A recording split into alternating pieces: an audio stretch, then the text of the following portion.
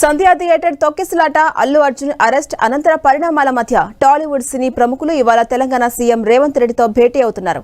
ఉదయం 10 గంటలకు బంజారాహిల్స్లోని police command control సెంటర్లో సీఎంతో సమావేశం కానున్నారు. టాలీవుడ్ నుంచి దిల్ రాజు, చిరంజీవి, వెంకటేష్, అల్లు అరవింద్, ఇతర నిర్మాతలు, దర్శకులు సీఎంను కలవబోతున్నారు.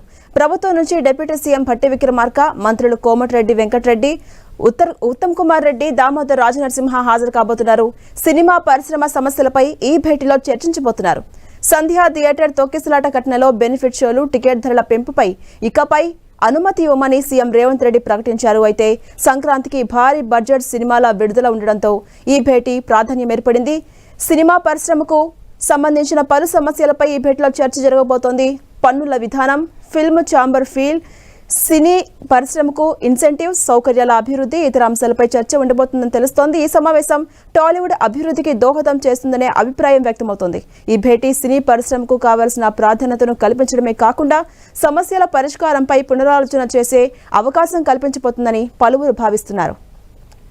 ఇక అల్లు అర్జున్ వివాదం అనంతరం మంత్రులు, అధికార కాంగ్రెస్ నేతలు విమర్శలు చేశారు. అయితే సినీ పరిశ్రమపై తమకు ఎలాంటి కక్ష లేదని, బాధితుల పక్షాన మాట్లాడుతున్నామని క్లారిటీ ఇచ్చారు. ఈ నేపథ్యంలో సినీ ప్రముఖుల భేటీ ప్రాధాన్యత సంతరించుకుంది.